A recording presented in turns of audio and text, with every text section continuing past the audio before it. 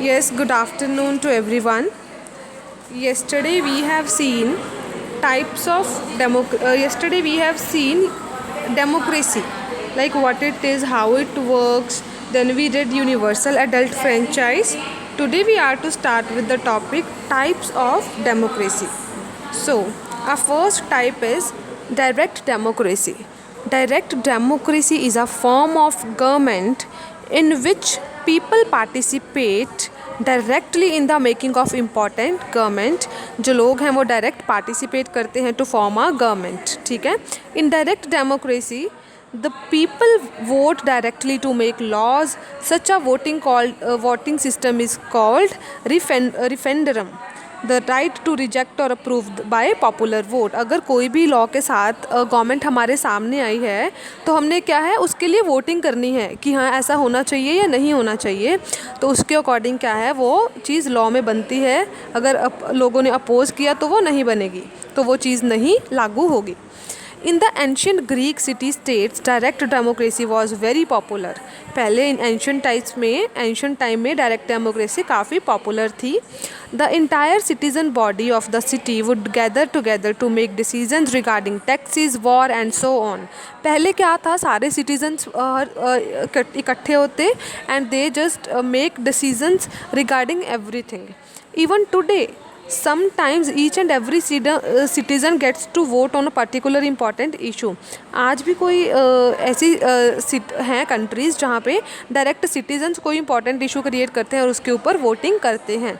For example the Brexit vote in United kingdom. Brexit क्या है, Britain ने United kingdom से एग्ज़िट हो गया है. उन्होंने लोगों ने वोटिंग की कि हाँ हमें यूनाइटेड किंगडम के अंडर नहीं रहना, तो वो अपना अलग होके रहने लग गए. नेक्स्ट हमारी जो टाइप है that is your indirect democracy. In this indirect democracy is a form of government in which the people elect their representatives to a legislative body, even though the ultimate authority lies within the citizen of the country. The actual day-to-day decisions are taken by elected representatives. Indirect democracy में क्या है, जो लोग हैं citizens हैं country के, वो अपना रिप्रेजेंटेटिव चूज़ करेगा कि हमारे वार्ड्स को ये लोग रिप्रेजेंट करेंगे. फिर वार्ड्स वाले लोग मिलके अपने एक स्टेट का रिप्रेजेंटेटिव चुनते हैं. ठीक है. The legislative body forms the government. और जिन रिप्रेजेंटेटिव्स को हमने चूज़ किया है वो मिलके क्या बनाती है, गवर्नमेंट. और वही लोग क्या बनाते हैं, laws and policies. And they take decisions, run the country. Decisions लेते हैं और कंट्री को रन करते हैं.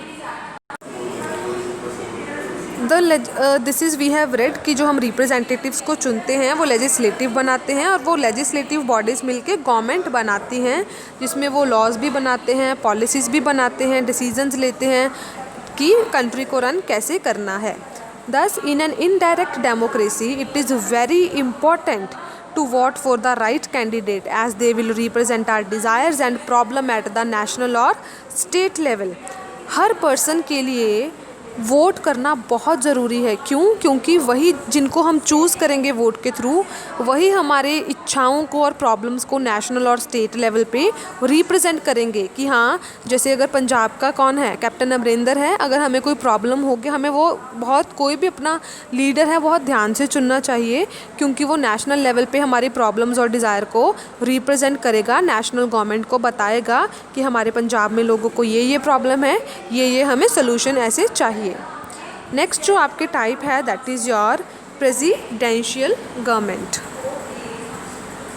Yes, decisions taken by the parliament have to be passed by the president. जो भी डिसीज़न पार्लियामेंट में लिया जाता है उसको प्रेसिडेंट का पास होना बहुत ज़रूरी है. He she has a fixed term and the parliament can not dismiss him or her. उसका जो है फिक्स्ड टर्म है और पार्लियामेंट उनको डिसमिस नहीं कर सकते, हटा नहीं सकते.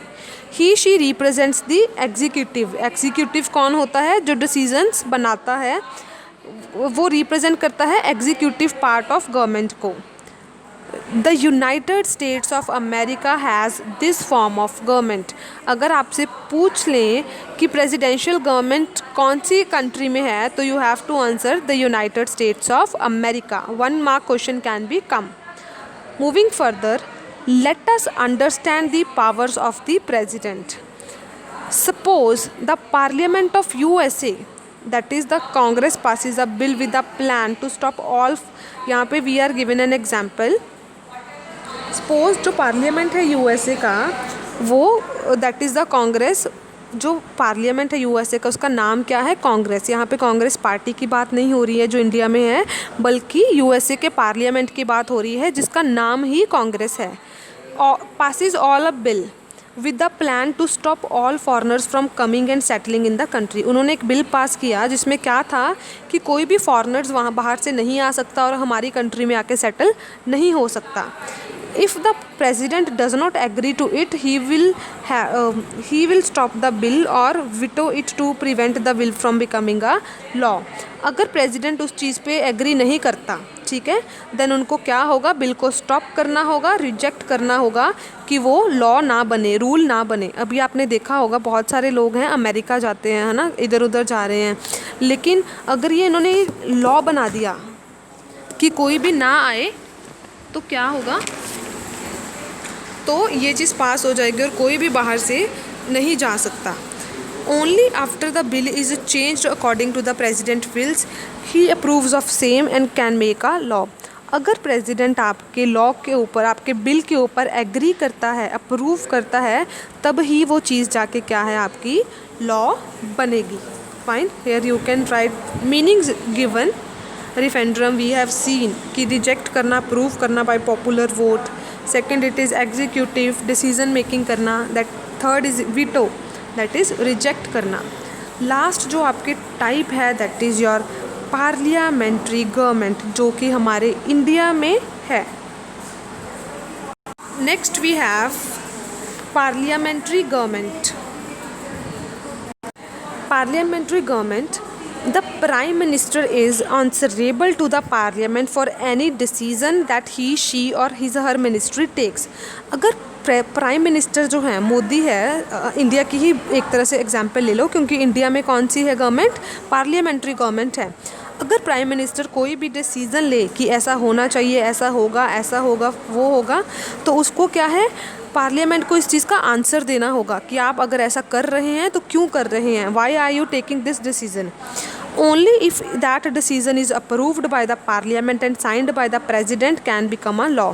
अगर वो डिसीजन पार्लियामेंट में अप्रूव हो जाता है और प्रेसिडेंट उस पर साइन कर दे, तभी वो जाके चीज़ लागू हो सकती है. India and Great Britain are parliamentary form of democratic governments. इसकी पार्लियामेंट्री फॉर्म ऑफ गवर्नमेंट के एग्जाम्पल कौन कौन सी कंट्रीज़ हैं? India and the Great Britain.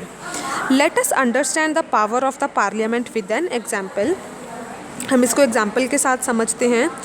If the government wants to make a law banning the cutting of trees, अगर government इस चीज़ के ऊपर लॉ बना दे कि हमें जो कटिंग ऑफ ट्रीज़ है वो बैन कर देना चाहिए एनवायरनमेंट को सेव करने के लिए, तो क्या है? बिल को फर्स्टली इनिशिएट किया जाएगा by the government in the parliament.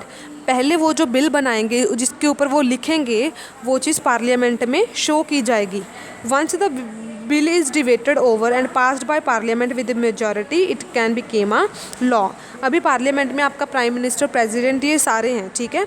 Bill क्या है? हमने पार्लियामेंट में ले गए बिल, सभी उस चीज़ के ऊपर डिबेट करेंगे कि हाँ ऐसा होना चाहिए तो क्यों होना चाहिए, क्यों नहीं होना चाहिए तो क्यों नहीं होना चाहिए, ठीक है. उसके बाद वो क्या है? इस चीज़ पे डिबेट करेंगे. बाद में जिनकी वोट्स, जिस तरफ वोट्स ज़्यादा होंगी, जैसे 100 में से 60 लोगों ने बोल दिया कि हाँ ऐसे होना चाहिए कि हमें बैन कर देना चाहिए कटिंग ऑफ ट्रीज़, और 40 ने बोला नहीं होना चाहिए, तो मेजॉरिटी में कौन है? जो होना चाहिए वाला. तो क्या होगी? वो चीज़ अप्रूवल के साथ लॉ बन जाएगी. फिर वो चीज़ पूरे इंडिया में लागू हो जाएगी कि कहीं पे भी कटिंग ऑफ ट्रीज़ नहीं होंगी. Yes, this was your chapter we have done. Next you have practice zone. Tomorrow we will discuss these practice zones. Fine. Thank you so much.